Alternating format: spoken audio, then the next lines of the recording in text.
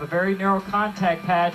You don't really have to worry about tire wear in these short races as you would on the bigger machines. The local favorite, Rodney Fee, sits pole position. Look at Vicky Jackson-Bell back there, 7th place qualifier, and she gives up nothing to the guys in this class. Kent Kunigitsu, who is a journalist, and there will be a number of very familiar names to many of you. John Ulrich, the editor-in-chief and owner of Road Racing World magazine, a veteran 125 campaigner, 1975 AFM champion in the class. And there are a lot of machines on the starting grid for this competition. These fellows have come mainly from California, but a few from as far away as Japan to take the start here at Laguna Seca Raceway. Revving up the engines and getting them ready to go. Oh, a couple of big jumps out of the back. And quick off the line goes the number 6 machine of Joe Cubbage, riding for the Race Against Cancer team. They come up over the hill into 4th gear. This first corner will be critical to get through. We're on board on the John Hopkins bike. Everybody wants to get through this part of the racetrack pretty cleanly. So far, so good. And look at the huge field of riders the Buzz Bikes have taken to Laguna Seca Raceway, and the crowd is gathered up around the fences to see these little bikes strut their stuff. Out in front quickly goes Rodney Fee, the pole sitter from the outside of the front row. An unusual starting position there as they set the pole position on the right side, even though the first 2 turns are left-handers. Well, Rodney Fee, he's a veteran of this class. He's had a lot of success in the California area. In the 125 National Championship a few years ago. As you can see, they're battling up under the hill, going through turn 6. He's kind of a blind left-hander. Then up the track, up to the most famous corner in racing, one of the most famous, the corkscrew. The famous or infamous, if you choose, corkscrews turn at Laguna Seca Raceway. Rodney Fee out in front with Hiromi Hachiya out of the Racing Factory USA, a team based in the Seattle area. But Hachiya, a Japanese rider who was brought over along with his teammate Endo, who we will see a little bit later on the number 10 bike. These 2 guys come with a lot of game and a lot of reputation. You can see the varied lines that everybody is using. You can get away with that on this 125 as we got a pass. Looks like for 2nd place. Jeep Terranova goes into 2nd position. He and Rodney Fee battle along with Vicky Jackson-Bell, and Vicky got a very bad start here. She qualified, they got very limited track time, and so a lot of the qualifying times were way down. People have been trying to dial these bikes in, but right back goes Hiromi Hachiya to take the 2nd position away, and then it is still Terranova looking inside on his 47 bike. World Sports Import sponsored machine out of San Jose, California. Well, you're right, Brian. They didn't get a lot of practice, and so for most of these riders, for some of them, it's the first time on this Laguna Seca circuit, and so they're still trying to get things figured out. They hope they made the right choice. Pretty much everybody runs the same tire, like we mentioned in the opening. There's not a lot of tire wear as we're looking at Vicky Jackson-Bell, the only female racer out there in this class who does very well. She's a really good rider. I watched her a little bit in practice, very smooth, good technique. The bike is tuned by her husband. She has her young son Christopher here at the racetrack. And we are just underway in the 2nd lap of 125 GP action at Laguna Seca Raceway, the Moto Liberty 125. Stay with us, everybody. Welcome back to Laguna Seca Raceway for 125 action. There's a look at Rolando Quintero and Vicky Jackson-Bell, who's now up to 6, trying to recover. And she's going to make up another spot real quick there as Quintero puts his hand in the air and signals everybody to go on by. Apparently, his machine has given up on him. And a yellow flag down, and Jeep Terranova off the racetrack up at the top of the corkscrew. 2 riders off the racetrack. That's Kenta Endo out there in the gravel with him. Terranova gets back going again and heads down the hill with a little gravity assist. And Endo, unfortunately, is not going to be able to continue quite as easily. Well, that's unfortunate. That's one of the passing areas. Let's take a look here from the bottom of the corkscrew. We can't really see, but it looks like they got together. More than likely, one of the riders was trying to make a pass, and there just wasn't enough room. The rider on the outside probably turned in, and of course they collided. They both look like they're okay, so that's the most important thing. Rodney Fee still out in front, no problems for him. Kenta Endo flew in just for this race. He only got a couple of laps in, so that was a long trip for not much racing. And that took out the battle there for the lead. Now there's just 2 riders up front as Vicky Jackson-Bell has moved all the way up to 3rd place now. With her bad start, that's a great ride. In qualifying, she was a little bit off the pace, but that you really couldn't pay attention to that, Brian, because of the lack of practice. Vicky Jackson-Bell up to 3rd place after a bad start. She's rolling now. A veteran competitor, raced for years motocross in Europe. Talk about a tough way to go. Jeep Terranova in and now back out of the pit. Apparently his crew making some minor adjustments and allowing him to resume competition, but he's way down on track positions.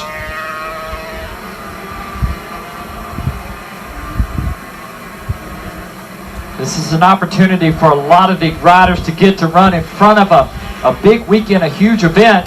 This 125 class is kind of special to my heart because of the fact that I won my first national championship on a TA 125 a lot of years ago. I'm not going to say how many, Brian, so don't you, but it's a matter of record. Look it up. Yeah. It's great racing. And you know, nowadays it's a pretty inexpensive way for younger riders and even veterans to go out and race GP style bikes.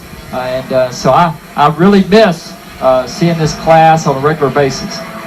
And those of you female motorcycle racing fans out there, take heart in the performance of Vicky Jackson-Bell. She is the real deal, folks. This is not just a hobby for her. It is a full-time. Now Ben Solis off the racetrack. And boy, these guys are so anxious to put on a good show out here that a few of them are running off the track, something that's not real easy nor common on these small bikes. Usually these guys are able to keep them between the lines. Hey, you notice that was a good catch from the corner worker. Good pass on. Let's take a look here. More than likely coming on the front straightaway out of the last turn there. Lost the front end, looked like it was on the entry. Just pushing hard. Ben Solis broke his collarbone a few weeks ago at Willow Spring, so he's riding injured.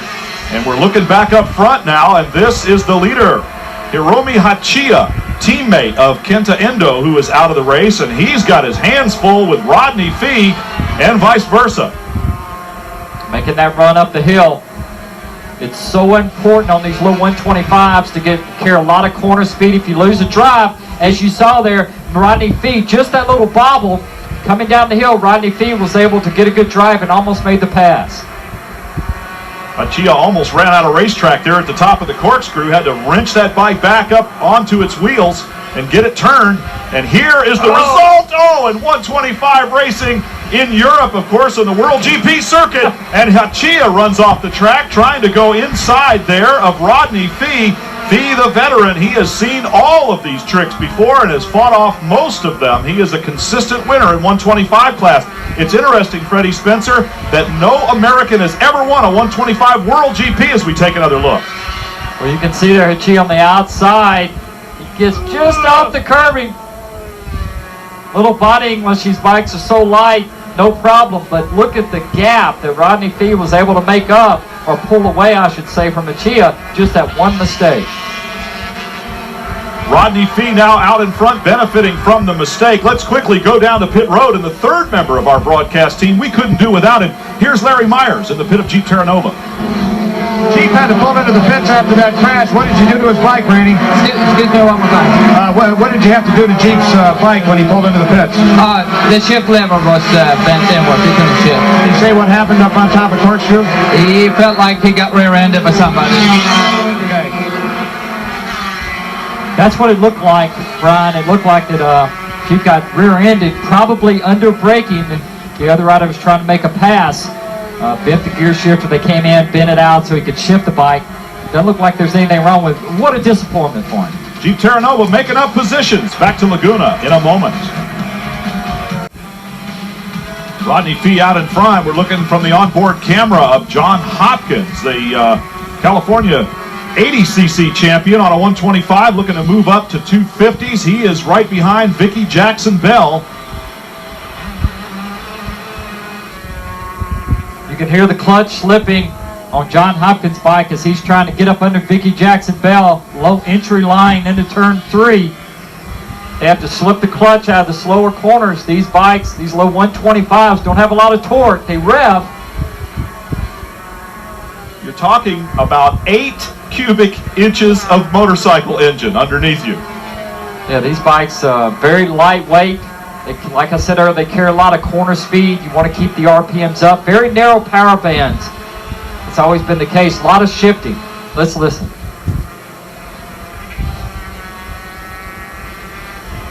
Vicky Jackson-Bell checking over her shoulder at who might be around. She's got some ground to make up, and John Hopkins off the racetrack. As Vicky looked back, she's like, well, wait a minute.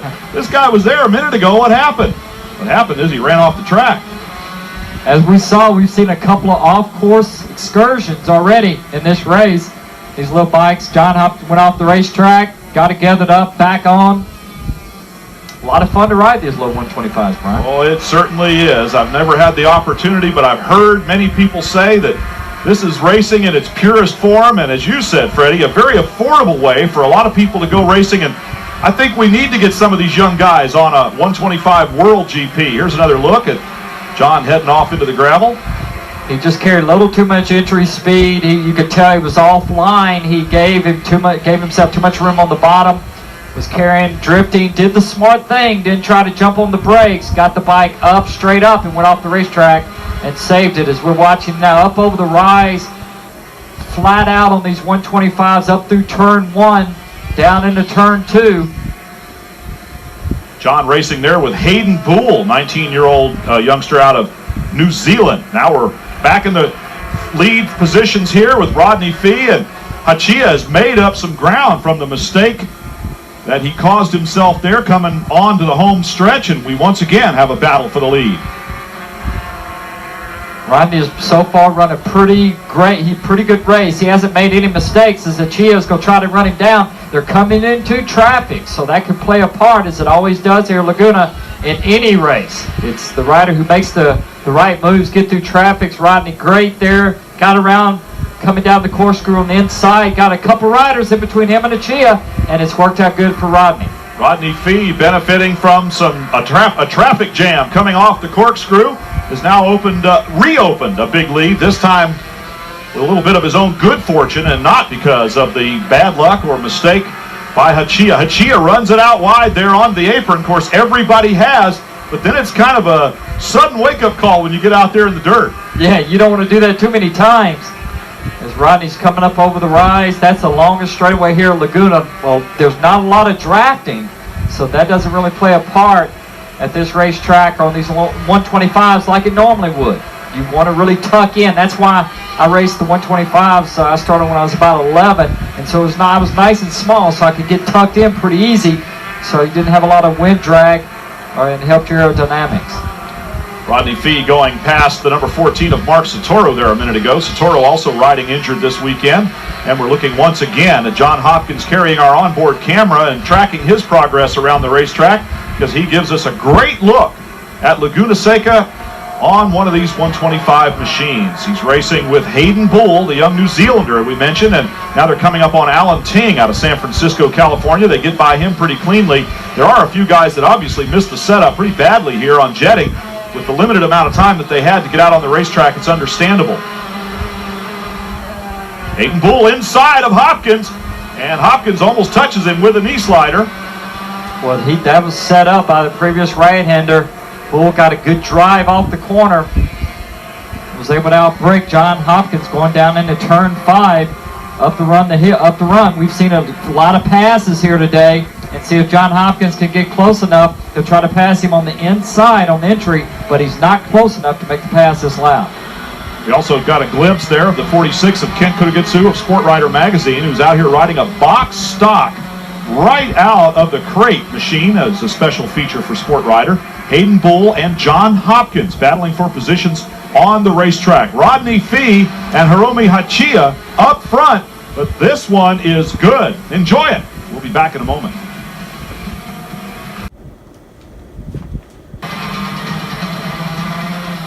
John Hopkins and Hayden Boole battling for position. Boole made a nice pass on him just as we went to commercial break. These two guys going after one another at the Laguna Seca racetrack. It makes these bikes look even smaller than they are. Will this be a great racetrack to ride at level 125 on, as we're on board with John Hopkins coming out of the new part of the racetrack. That's turn 3, 4, down into 5. This battle, though, and the mistakes that have been made where John ran off the racetrack, has allowed Vicky Bell to pull away, and she's pretty secure in third place at this point with just a few laps to go.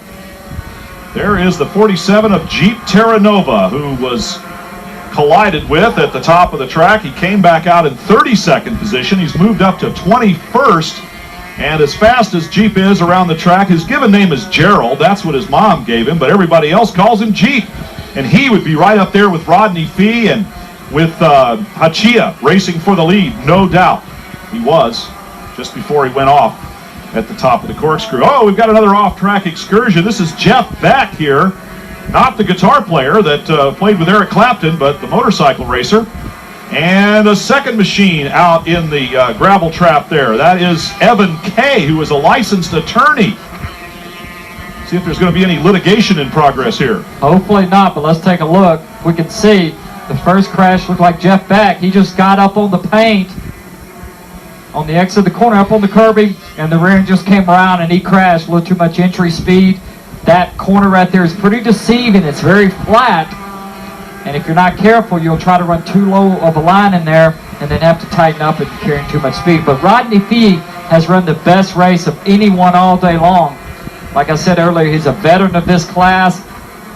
He's run on this track before, and so the experience has definitely helped him. A little bit of good luck, a little bit of traffic has allowed him to open even more of a gap now on Hachia, running in second spot. And as you mentioned, Vicky Jackson-Bell, a fairly secure third position right now. Oh, and another runoff here as Evan Kay for the second time has gone off the track. I guess a little anxious to get going again there after 25. A lot of stopping power. It's very small. Everything happens pretty quick. Going into the final lap of the race, Rodney Fee is not under any pressure from Hachia like he was earlier. He has put on a flawless performance out here today. Rodney Fee riding the double zero machine. He had 2 successful seasons in the European Open Championship. He won the first 2 races in this 3-race series sponsored by Moto Liberty, a Chinese-American looking to go back to Europe again in 1999. There's Hachia with a lap rider in between he and the leader, Fee. Well, if he hasn't put a wheel wrong all day long and with just 1 lap to go, I doubt if there's an opportunity for Hachia, unless Rodney makes a mistake, for him to make up that amount of gap that Rodney Fee has built up. Mistakes have not been a part of Rodney Fee's game in any of the races so far this season. He could go a perfect 3 for 3 with a victory here today. Hachia trying to claw back some ground late in the race, but on the final lap and the final time, in fact, down the corkscrew here momentarily, I agree with you, Freddie. It might just be too late. Well, Rodney's just cruising this last lap. He has it on cruise control. Hachia has pushed hard. What a great ride for him, though, coming in for this one race and then putting on such a good performance. Rodney Fee on his way to the finish line aboard his World Sports Imports 1997 RS-125 Honda. He'll see the line in a moment as he rounds turn 11. And for the final time, we'll go up the straightaway, checks behind him one more time, and yes, 125s can wheelie.